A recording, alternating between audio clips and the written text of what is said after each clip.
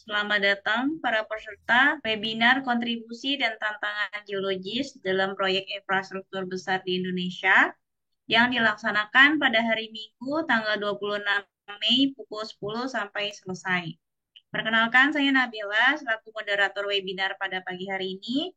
Dan saat ini saya ditemani oleh partner saya, yaitu Ian dan tim lainnya sebagai partner saya di Geoscience Learning Indonesia. Untuk narasumber pada pagi hari ini sudah hadir Pak Indra Bramantya.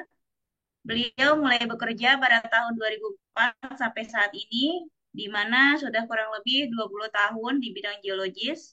Beliau juga lulusan UPN tahun 1997. Saat ini Pak Bram bekerja di Waskita sebagai geologis. Role dari webinar ini adalah peserta Mood Voice selama webinar berlangsung. Jika ada pertanyaan, mohon raise hand dan menyalakan kamera atau ditulis di kolom Q&A dan narasumber menyelesaikan presentasi terlebih dahulu lalu diadakan sesi tanya jawab. Untuk mempersingkat waktu, dipersilakan kepada Pak Bram untuk memberikan presentasi. Silakan Pak. Assalamualaikum warahmatullahi wabarakatuh. Perkenalkan, nama saya Indra Bramantya. Saya bekerja selama ini sebagai geologis di PT Waskita Karya dalam proyek bendungan bayar, jalan dan jembatan. Pagi hari ini saya akan mempresentasikan gimana sih kontribusi dan tantangan geologis dalam proyek konstruksi besar di Indonesia. Untuk meliputi bangunan bendungan, PLTA, terowongan, pelabuhan, gedung tinggi, dan lain-lain. Tapi mungkin saya titik beratkan bukan pada proyeknya, cuma kita untuk kontribusinya dan tantangan. Nanti untuk selanjutnya bisa kita bahas di webinar.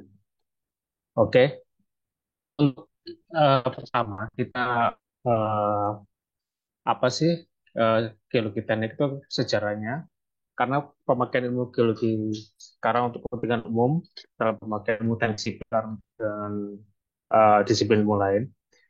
Kemudian pada tahun 1764 1839 Bapak William Smith itu pemakaian ilmu geologi dalam pembuatan bangunan teknik sipil. Dia berasal dari Inggris. Kemudian karena dia adalah sejarah sipil, dia melakukan penggalian saluran sumber pada penyelidikan kondisi tanahnya. Kemudian di ilmu teknik sipil dan geologi semakin berkembang dengan pembuatan terowongan di Inggris dan terowongan kereta api pertama di Swiss. Untuk Indonesia sendiri, pemakaian ilmu geologi dan teknik sipil sudah ada 80 tahun yang lalu pada jabatan kerja umum yang sekarang mungkin kita tahu sebagai PUPR ya. Sebagai geologi pertama dan teknik sipil di Indonesia adalah efek dan dan membentuk sebuah badan geologis stakeholder atau pertama pada waktu itu. Kemudian ini adalah apa sih serta ahli geologi teknik Indonesia kan berada pada sabuk vulkanis. Jadi mungkin bencana-bencana geologis kita sudah akrab ya. Jadi peran geologis ini sangat strategis dan menjadi kunci dalam pembangunan infrastruktur karena kondisi geologis yang ada di Indonesia. Para geologi bukannya dibutuhkan dalam eksplorasi dan sumber daya seperti pertambangan dan migas, tapi juga dukungan pembangunan nasional di dalam bidang infrastruktur. Karena selama ini pemerintah lagi gencar-gencarnya membangun infrastruktur dari bandara, jalan tol, bendungan, kemudian yang kita ketahui ada IKN ya yang sudah kita buat di Kalimantan Timur jadi ibu kota Nusantara. Selain itu, para geologi juga memiliki posisi strategis dalam pembangunan infrastruktur karena bisa untuk menentukan keselamatan dalam pembangunan infrastruktur dan panduan bukan hanya sebagai pendukung semata. Jadi sebagai decision maker juga untuk itu adalah safety dalam pembangunan infrastruktur. Jadi buat advis, safety, dan decision maker juga bisa. Dalam pelaksanaan tugasnya, para geologi penting untuk melakukan identifikasi, analisa risiko, mitigasi, dan manajemen risiko. Ini yang perlu kita cermati karena kegagalan prokonstruksi bisa diminimalkan. Setelah membangun komunikasi risiko kepada para stakeholder. Kemudian ini secara selanjutnya infrastruktur. Infrastruktur itu ada pembangunan jalan raya, jembatan, terowongan air, gedung besar dan tinggi, pelabuhan laut, dan tergantung kebutuhannya, bendungan dan bangunan pelengkapnya. Hal ini memerlukan pengetahuan tentang geologi dan batuan fondasi karena sebelum kita melakukan bangunan kan harus ada fondasi beban suatu struktur yang akan dibangun. Nah, peran geologi di bidang keteknikan harus dijalankan. Selanjutnya ini ada contoh infrastruktur jalan layang kelas 9 Sumatera Barat yang ikonik di Indonesia itu yang kemarin tahun berapa 90 kita buat. Ini saya klik videonya.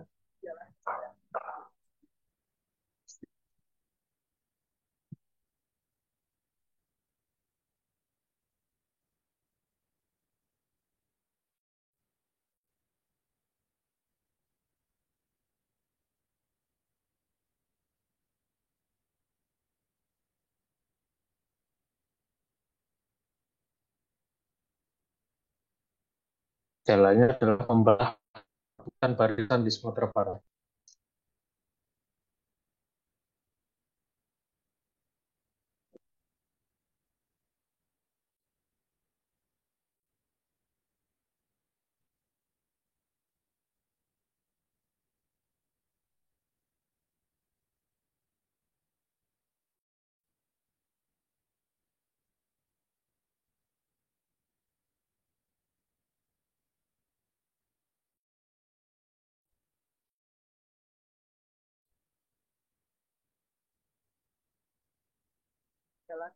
Kemudian ini adalah gambar-gambar yang jembatan panjang yang pernah kita bikin, mungkin jembatan Merah Putih di Ambon, kemudian jembatan Lobang di IKN, itu yang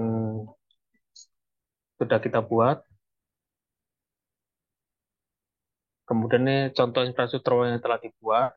Kalau terowongan kemudian ada di proyek-proyek bendungan menggunakan tunnel buat pengelak, seperti yang kemarin di Bendungan West Kampung itu di Lampung juga menggunakan terowongan buat pengelak. Ini yang ini sudah kita kerjakan dan sudah selesai Bendungan West Kampung. Marga 3 sudah diselesai, progress on progress. Mudah-mudahan tahun ini bisa diresmikan Presiden. Nah,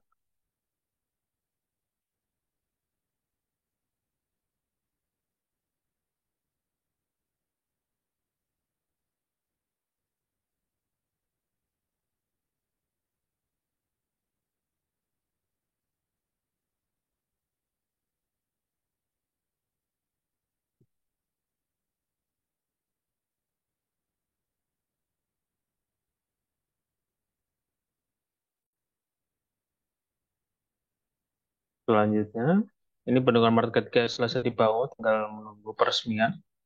Ada speknya, pembangunan dari 2022, kapasitas, luas genangan, sama perpusatnya sudah selesai.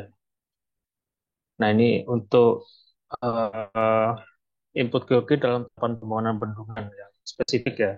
Jadi kita sebelum melakukan pembangunan bendungan ada feasibility study, yaitu objektif juga memberikan masukan lokasinya di mana. Kemudian laporan geologi regional biasanya kita melakukan mapping, pemetaan, dan kondisi. Kemudian kedua, feasibility study and site selection, itu FS, yang meliputi eksplorasi, investigasi, lokasi bendungan, dan bangunan pelengkapnya. Kemudian kita bisa memberikan advice, saran, ya lokasi yang sudah ditentukan, kemudian membuat laporan geoteknik itu meliputi pemetaan, laporan dalam laporan detail, stratigraphy. Kemudian ketiga, desain dan spesifikasi itu adalah pembuatan desain dan spesifikasi yang tepat guna. Yaitu menjawab semua pertanyaan yang di tahap 1, feasibility study dan LS, kemudian menyelesaikan audisi dan verifikasi, kemudian membuat laporan geologi teknik detail, membuat spesifikasi teknik. Kemudian tahap keempat yaitu pekerjaan konstruksi, construction. Ini ada beberapa subjek memastikan gambar geologi dalam pengerjaan yang sama pelaksanaan, kemudian modifikasi desain apakah apa yang diperlukan sesuaikan dengan kondisi lapangan, kemudian merekam kondisi geologi fondasi. Biasanya sebelum dilakukan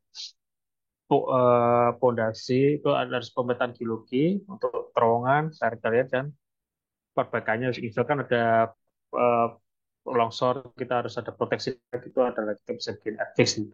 Kemudian buat laporan geologi teknik untuk tahap selanjutnya. Kemudian tahap kelima pengoperasian, memastikan semua struktur bangunan bergerak sesuai dengan penggunaan dan suku geologi ya. Kemudian menginspeksi setelah selesai itu kita melakukan inspeksi apakah bangunan itu sesuai pembacaan instrumentasi dan observasi untuk tahap bendungan ya. Kemudian memberikan masukan untuk stakeholder penanggulangan. Biasa di setelah bendungan itu ada pemeliharaan atau OP. Kemudian misalkan ada perbaikan, kita melakukan remedial work. Selanjutnya, ini untuk yang di bendungan ya Pak, kita lebih spesifik karena untuk pekerjaannya lebih kompleks di bendungan, untuk pekerjaan yang melibatkan geologi. Kebetulan yang cukup dinamis karena dilalui oleh Ring of Fire, jalur sabuk api. Kemudian umurnya juga mulai dari tua sampai muda. Saat umur, kemudian mempengaruhi juga ada kegiatan tektonik dan vulkanis yang berkembang di area itu. Kalau tektonik mungkin ada perkembangan gempa, kalau vulkanis ada gunung berapi, itu juga banyak mempengaruhi pada formasi batuan yang berhubungan dengan fondasi tapak bendungan itu. Nah, itu peran geologis di sini juga cukup besar karena sebelumnya kita melakukan investigasi dalam pekerjaan pembangunan bendungan. Bendungan juga membutuhkan ahli geologi teknik seperti saya dan saran bahwa bangunan yang dibuat dapat dilakukan dengan konstruksi dengan baik dan aman. Kemudian ada aspek berbagi geologi di proyek bendungan. Ini yang kita kemudian karena mungkin kalau pekerjaan bendungan itu kompleks ya, beberapa aspek. Kita harus mengetahui informasi batuan, mungkin dari stratigrafi, struktur yang meliputi kekar, sesar, crack, kemudian erosi dan sedimentasinya. Itu ada pengaruh juga dari pelapukan gerakan tanah itu agak spesifik. Kemudian erupsi gunung api, karena itu merupakan aspek faktor utama setelah setiap pembangunan bendungan untuk bangunan puluhan ratusan tahun biar terjadi kecoran atau api. Jadi kita harus mengetahui itu. Sehingga masalah informasi yang jadi dapat ditangani. Gunung-gunung yang tua yang di zaman Belanda mungkin masih ada sebelum tahun 45, diperlukan cara perbaikan yang baik terhadap tumbuh termasuk fondasinya agar kondisi itu dapat dilakukan penanganan dan dapat dipelajari lagi. Ini kemudian selanjutnya nah ini diagram alih aktivitas sertifikasi. Kita sebelum melakukan ini pembangunan bendungan itu harus kita tahu dulu studi geologi set investigasi.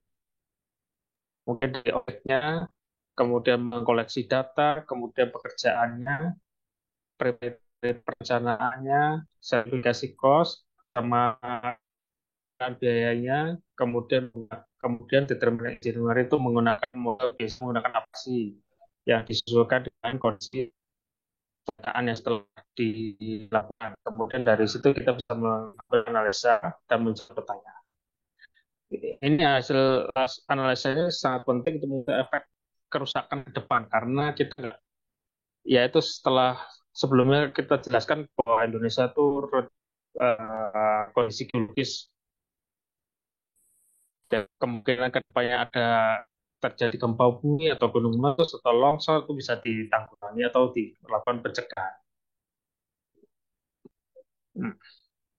Kemudian untuk ruang lingkup pekerjaan geologi di proyek konstruksi besar itu meliputi aspek teknis kondisi lapangan dan aspek administratif. Administratif meliputi legalitas, perizinan dan lain-lain. Nah, aspek teknisnya biasanya ada ketidaksesuaian data desain dan fakta di lapangan. Kemudian karena terbatasnya waktu pada saat PSMB studi Terus adanya terbatasan sarana investigasi, jadi investigasi itu peralatan yang tidak memadai atau tidak sesuai dengan prosedur. Kemudian kapasitas engineering, karena kita tahu mungkin di Bendungan juga tenaga kapasitas engineering juga masih kurang banyak, jadi kita masih perlu tenaga-tenaga ahli di Bendungan.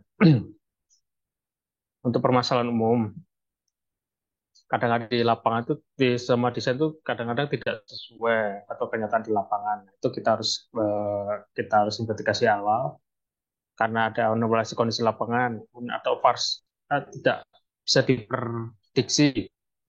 Kemudian ada jeda. Biasanya yang permasalahan itu ada jeda waktu dari FS sampai kemudian eksekusi dilakukan konstruksi. Biasanya masalah lahan atau masalah perizinan itu yang bisa mengurangi pekerjaan konstruksi itu. Ada jeda waktunya. Yang poin nomor 3 itu. Saya di pekerjaan konstruksi yang permasalahan yang terjadi ya kebanyakan ada di poin-poin ini. Kemudian jika tidak ditemukan kesetiaan data desain dan fakta di lapangan, maka ada resikonya, yaitu posisi itu bisa tidak aman. Memerlukan pekerjaan tambahan treatment itu juga nanti diperlukan cost atau biaya lagi, yaitu membekak lagi dari anggaran. Kemudian posisi konstruksi punya tingkat kesetiaan yang lebih tinggi ini juga bisa mempengaruhi juga. Nah, material ini juga bisa menambah juga jika tidak sesuai desain, bisa menambah mutu, volume. Nanti kalau volume kan berarti menambah biaya kos apa anggaran. Nah, ini yang kelima itu sosial biaya tambahan. Itu yang resiko ketidaksesuaian data desain dan fakta lapangan. Selanjutnya, jadi geologis itu merupakan ujung tombak mengurangi resiko-resiko tersebut karena ketidaksesuaian aspek teknis di lapangan, maka kuncinya adalah review desain. Jadi kita sebelum melakukan desain, kita harus mereview dulu kerjaan, baik identifikasi ulang di permukaan atau bawah permukaan subsurface. Nah, subsurface itu bisa dilakukan seperti pengeboran tanah atau solidifikasi, SPT. Nah, itu sebelum melanjutkan ke tahap selanjutnya. Jadi kita ada pemetaan, kemudian kalau kita untuk mengetahui bawah permukaan, kita bisa melakukan pengeboran. Nah, ini. Kemudian review desain aspek geologi yang mempengaruhi. Bisa dari topografi, pengamatan posisi konstruksi, kemudian mencermati peta geologi lokasi secara benar. Ini sebelum dilakukan review desain, saya melakukan peta geologi daerah setempat, bisa dari regional apa lokasi yang ada. Kemudian yang ketiga itu yang penting, studi detail stratigrafi, ada struktur geologi itu yang berkaitan dengan kekar sesar dan kegempaan. Biasanya juga mempengaruhi ke depan dalam potensi di geologis di bendungan atau di proyek konstruksi lain. Biasanya yang rawan di Indonesia itu adalah kegempaan, tanah longsor, dan aktivitas vulkanik ya. Kemudian ada sejarah geologi, petrologi itu dari batuan, geologi dari pola air dan aliran air, pola air sungai dan sedimentologi. Nah, sedimentologi itu untuk endapan-endapan lumpur yang ada di, misalkan kalau kita bikin bendungan, jika ada endapan lumpur akan mempengaruhi umur bendungan akan semakin berkurang karena endapannya hingga mempengaruhi genangan sehingga uh, tampungan airnya berkurang karena ada endapan-endapan lumpur itu. Itu yang bisa kita pelajari, mungkin ada kenangan lainnya. Kemudian studi literatur itu biasanya dari dari publikasi yang terkait ada di Wikipedia atau literatur di Badan Geologi juga bisa kita pakai atau dari yang literatur dari para tenaga ahli yang berkaitan. Ini bisa kita juga menggunakan studi referensi yang diterbitkan atau direkomendasi oleh Balai Teknik Bendungan DPR. Kemudian mempelajari metode-metode kerja yang sesuai. Ini ada beberapa contoh metodologi yang di lokasi pekerjaan di Bendungan Bay. Aliran sungainya, ini ada strukturnya, ini yang detailnya, ada pemetaan, ada legenda, ada keterangannya, Ini ada beberapa singkapan yang bisa dicek, beberapa singkapan, bayangkan uh, batuan sedimen dan batuan beku, ada reaksi vulkanik itu, nah, itu yang saya harus pelajari secara detail secara nah, dari telangan kemudian kita bisa pengamatan batu yang seperti saya jelaskan tadi, kemudian kita bikin stratigrafi, kemudian mencocokkan data desain dengan lapangan, bila terjadi kejanggalan kita collecting, inventarisir, kemudian lakukan pemetaan geologi permukaan yang seperti tadi, bikin pemetaan geologi, bikin peta geologi, kemudian bila perlu, makanya jika perlu ada data tambahan, kita menggunakan data penyelidikan supervisors atau pengukuran itu biasanya menggunakan BOR, solid investigasi, atau dari SPT. Kemudian selanjutnya buat data geologi, tervalidasi dan penampang menggunakan cross section nanti di situ untuk penyusunan laporan. Ini ada beberapa contoh validasi dari data lapangan, stratifikasi dengan batu pasir dan tufa, ada kaibet, fase terure. Nah, selanjutnya adalah survei material, karena itu penting untuk tahapan konstruksi. Untuk bendungan sendiri, kita juga harus ada material seperti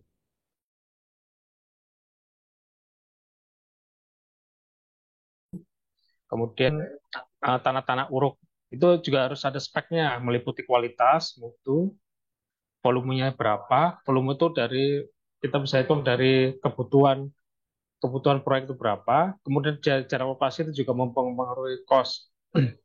Kemudian kemudian akses, nah itu akses, aspek legal itu dari perizinan, legalitas, nah, itu juga penting, administrasi, masalah keuangan, dan semua. Ini adalah contoh peta lokasi rencana pengelolaan material di sekitar dengan baik. Kita lokasinya di sini, kemudian pengambilan pasir di sini. Nah itu kan berhitung juga masalah kos dan jarak. Kayak kita cari yang daerah-daerah area genangan. Ini material yang di lokasi untuk zona inti bendungan. Ini lokasi kerja kita, ini lokasi pengambilan inti, ini pelaksana random batu. Itu harus indikasi untuk pengambilan material. Nah, ini disiplin ilmu yang berperan dalam proses konstruksi besar. Contohnya kan karena saya di bendungan, ada beberapa yang berkaitan.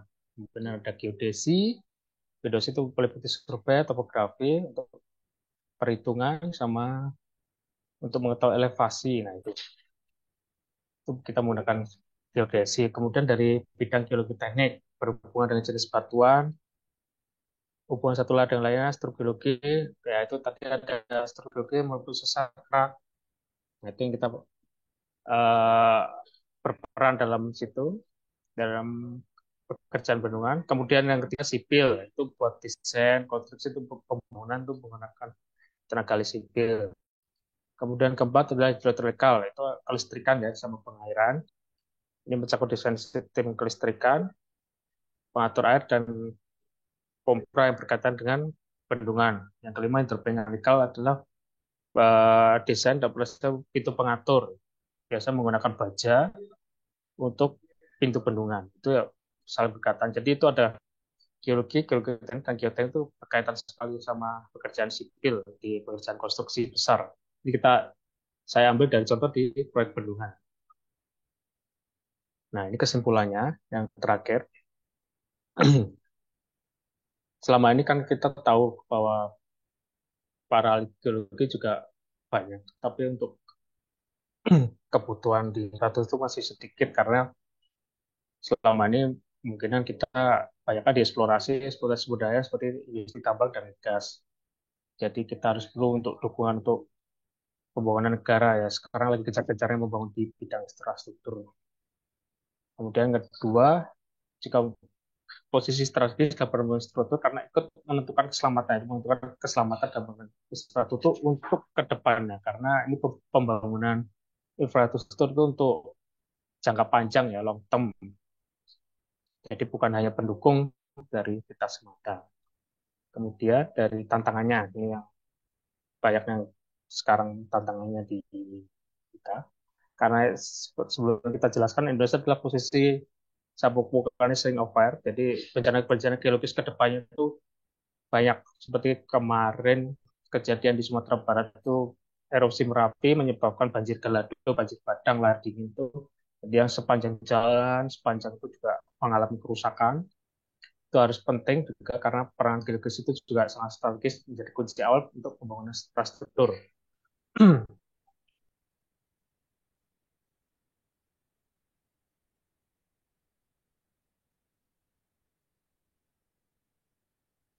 Halo, Mas Indra. Kemudian dalam menjalankan tugasnya, para geologis juga melakukan investigasi awal. Nah, itu harus merupakan review desain sebagai langkah investigasi, analisa investigasi, dan menjalankan risiko untuk menghindari kegagalan konstruksi dan bisa diminimalkan serta membangun komunikasi risiko. Nah, itu untuk menjalankan harus melakukan investigasi awal seperti saya jelaskan dari di awal slide. Review desain juga sebagai langkah investigasi untuk menganalisa risiko itu ke depannya, mitigasi dan manajemen untuk menghindari kegagalan konstruksi. Itu aja dari saya, mungkin dari kontribusi dan tantangan geologis untuk proyek infrastruktur besar. Selanjutnya, itu saja. Sekian dan terima kasih. Saya kembalikan ke moderator. Apakah ada pertanyaan? Baik, terima kasih kepada Pak Bram atas sharing knowledge-nya. Untuk dari Bapak Ibu, ada yang ingin ditanyakan langsung ke Pak Bramnya? Jika ada, tolong raise hand, lalu open cam. Silakan. Pak Ian, silakan kalau mau bertanya.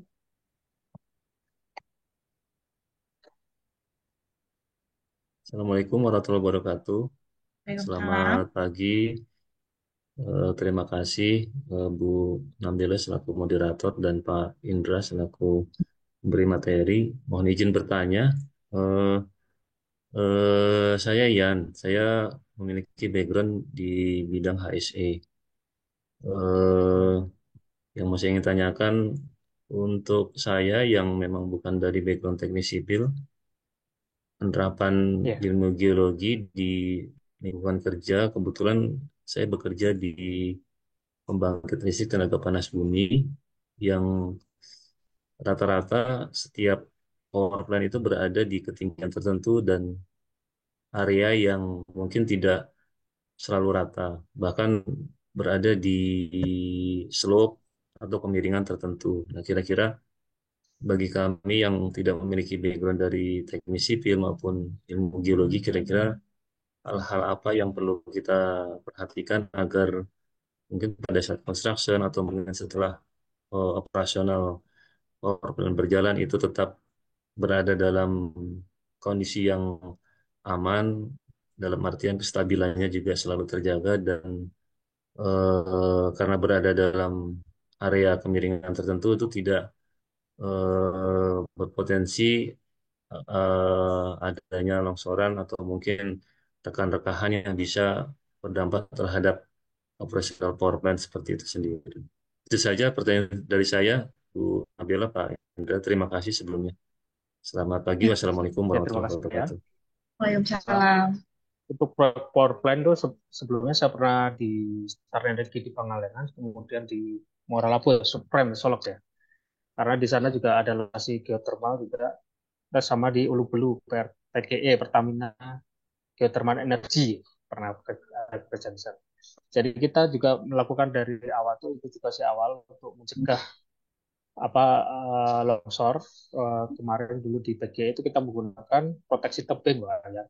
Proteksi tebing itu bisa di review dari desain itu, kemudian dari data-data aspek geologi yang berkaitan, kemudian bisa kita review untuk showcase ke stakeholder atau owner, dan kemudian bisa melakukan pekerjaan di sana itu pekerjaan proteksi tebing dengan menggunakan MACMAP atau wire mesh ya.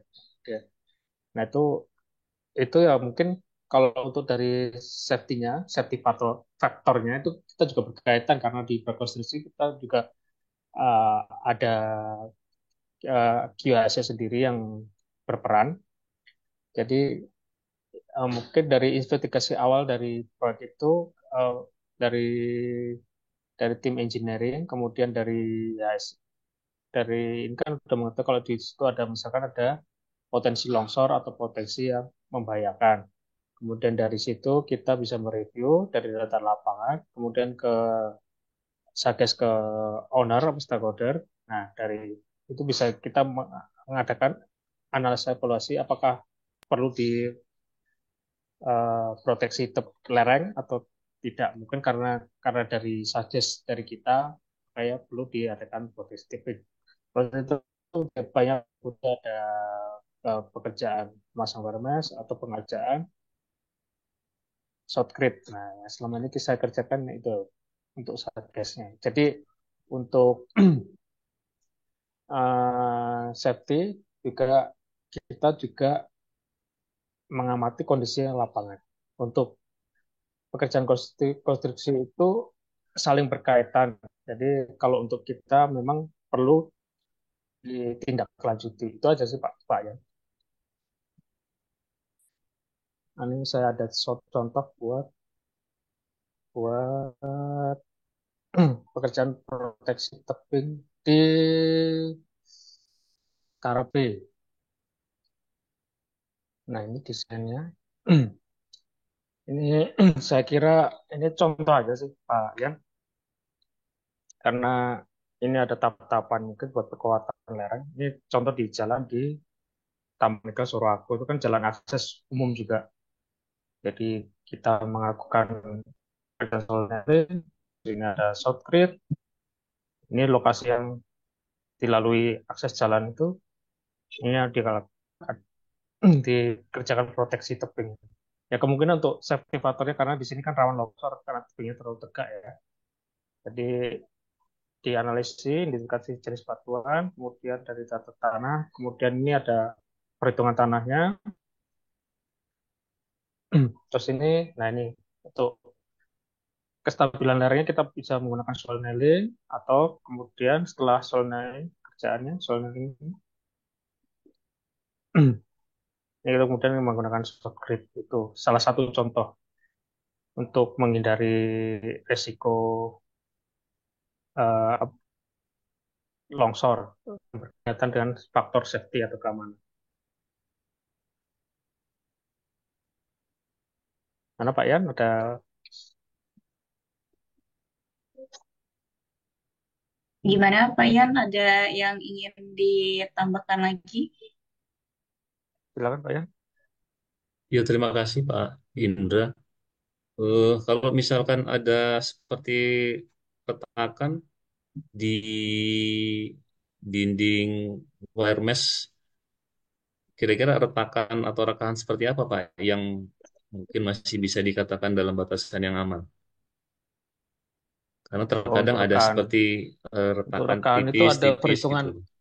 perhitungan secara detail sih Pak. Kalau kita Oh, kita belum bisa memastikan itu safety faktornya gimana. Nanti kan dari tim engineering Bapak kan udah bisa mengasih apa gambaran review dari mungkin dari awal di investigasi awal dulu, kemudian kita melakukan set visit ke lapangan kita sama-sama, kemudian dari tim engineer kan bisa memberikan advice sama solusi apa perlu diberikan perkuatan lereng atau perlu di uh, bikin seperti kayak borpel. Nah itu nanti dari request desain yang saya tadi sebutkan, makanya kita bisa bersama-sama dengan uh, yang berkepentingan. Nah itu dari itu advice-nya mungkin ada perhitungan juga Pak yang karena itu berkaitan dengan cost juga untuk biaya atau faktor safety-nya. Nah,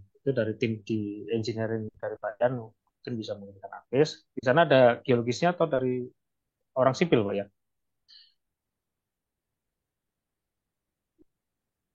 Pak Yan, ada dari sipil atau dari geologisnya dari sana Pak Yan dan dari perusahaan Bapak?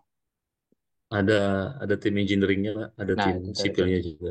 Nah Oke, itu kan jadi bisa. mungkin kita coba capture, mungkin buat semacam apa video mungkin ya untuk dianalisa lebih lanjut ya Pak. Kira-kira rekahannya itu seperti apa yang dimaksud ya Pak ya. ya mungkin itu kan dari tim jadi bawaan bisa. Jadi kalau misalkan dia kan bisa kasih target solution, nanti dari pelaksananya dari lapangan apakah perlu dilakukan proses tebing kemudian menggunakan Solid. Kalau kita biasa pekerjaan di sini menggunakan ShotGrid Pak ya. Jadi sebelum mengerjakan itu kita edukasi awal, terus dari geologis yang konsultan bersama orang tim engineering dari kita apakah perlu makanya dilakukan ShotGrid. ShotGrid itu tahapnya juga banyak sih, ada eh, penggalian, kemudian pemasangan WRMS, pemasangan WRFOL, kemudian disemprot pakai media mortar semen. Kalau Kalau saya short sih dari saya tuh tergantung dari apa hasil analisa dari tim engineering Pak Yan, kemudian kita review review desain apakah itu masuk dengan perlu penanganannya Paul Socrates, apakah proteksi tiap dengan solar nailing atau magmat itu kan tergantung dari analisa desain dari tim engineering Pak Yan. Jadi saya belum bisa menentukan apakah itu perlu itu kan harus ada perhitungannya Pak. Kalkulasi datanya kan saya juga nggak tahu. oh Itu ya, aja sih baik baik kalau baik. saran Iya saya. ya. Hmm. Kalau shortcut Kalau itu seperti melumuri apa permukaan yang kritikal itu dengan semen ya Pak ya. Kalau dilihat dari fotonya tadi ya kalau shortcut itu. kalau kalau saya di sama di PGE itu kemarin PGE kan cuma pakai Wermes, pakai magmat, pakai media tembak, pakai kompos. Kalau di Karib itu pakai socket Pak. Jadi kita melakukan pengeboran dulu pakai solenoid secara vertikal ya. Kemudian memasukkan angkur, besi angkur, dipakai plat, not, kemudian pasang Wermes, baru disemprot tahapnya banyak sekali. Kalau itu mungkin kita berdasarkan dari suggest dari engineering dari Vale ya, itu Vale ya, Pak ya. Kita kan cuma kemarin dulu tuh saya sebelum kerja di ini pas kita saya ikut di subkontraktor. Kalau ya itu berdasarkan dari perhitungan detail dari tim engineering Pak ya, kemudian bisa dilakukan indikasi awal, apakah itu penanganannya bagaimana kan bisa Pak. Itu juga berkaitan dengan eh, cost juga kan, dana seperti itu sama kebutuhan material apa kebutuhan penanganan itu kan eh, harus dibicarakan dulu dengan engineering Pak ya. Iya. Kalau kalau saya belum tahu datanya belum bisa Iya memutuskan betul Pak. itu kan tergantung dari itu ya Baik. itu aja sih Pak ya. Baik, terima kasih Pak Indra. Terima kasih Bu Hmm, Indra. Mungkin ya seperti itu saja pertanyaan yang saya ajukan. ya Terima kasih. oke makasih Baik, Pak ya. Pak. Pak, aku dari mau nanya nih sama Pak Indranya langsung. Kalau di Hmm. bendungan itu, Pak, untuk sistem ini petirnya gimana ya, anti petir? Itu di bagian mana gitu? Sistem Biar apa anti sistem petirnya apa itu di bendungan, oh instrumen. uh, Ya, instrumennya itu tuh di taruh bendungan sebelah kita mana juga gitu? ada instrumen. Itu biasanya dari impor ya. Kebanyakan kemarin kalau dari Kistek itu dari impor dari Inggris karena alatnya agak susah. Kalau di petir itu mungkin di titik-titik tertinggi di bendungan, biasanya di area timbunan bendungan atau di rumah pantau. Kalau kalau yang selama dipasang juga di Mandang di tebu bendungan. Jadi dia pemasang petirnya ada titik-titik poinnya sudah ditentukan bersama, kemudian dicek juga sama konsultan sama tim PU. Nah itu penentuan titik itu kan ada koordinatnya, nah ditentukan di situ. Tapi biasanya titiknya itu ditentukan berdasarkan elevasi itu apa tinggi tubuh bendungan. Misalnya elevasi berapa, terus ada rawan terjadi petir, nah itu bisa ditentukan di titik tersebut. Nanti kemudian baru dipasang alatnya. Selama ini begitu sih. Kalau untuk alat itu ada treatmentnya nggak? Misalnya dicek berapa bulan sekali untuk perawatannya gitu. Ya, kalau kita dari kita itu biasanya ada perawatan setahun ya dari setelah serah terima bendungan setelah peresmian setahun 2 tahun tergantung kesepakatan itu namanya masuk pemeliharaan atau PO ya PAO sebelum pemeliharaan. Nah itu bisa ada treatment perawatan. Nah setelah pemeliharaan kemudian kita serahkan ke pihak PUPR yang mengelola. Biasanya dari pihak PUPR itu ada OP apa operasional. mereka yang mengelola. Terima kasih Pak Bram. Ya, Mungkin dari peserta lain ada yang ingin ditanyakan kembali? ada pertanyaan lagi dari audiens, silakan. Udah nggak ada lagi ya pertanyaannya? Baiklah kalau kayak gitu. Oke, kita tutup aja. Terima kasih untuk para peserta yang udah join pada pagi hari ini. Terima kasih juga untuk Pak Bram atas sharingnya. Eh, Jangan lupa untuk konten dan tip mengenai Geoscience, follow Instagram kami di Geoscience Learning ID. Lalu juga di YouTube, di subscribe, like, comment, dan share di YouTube kami, Geoscience Learning ID. Lalu juga stay tune di website kami juga untuk update seminar-seminar selanjutnya. Kita juga punya join channel di Instagram sama di WhatsApp juga, di link website kami. Dan mohon maaf apabila ada salah kata dan perbuatan. Sampai ketemu di lain waktu. Wassalamualaikum warahmatullahi wabarakatuh. Terima kasih. Mohon maaf jika ada salah kata. Selamat jumpa lagi. Assalamualaikum warahmatullahi wabarakatuh.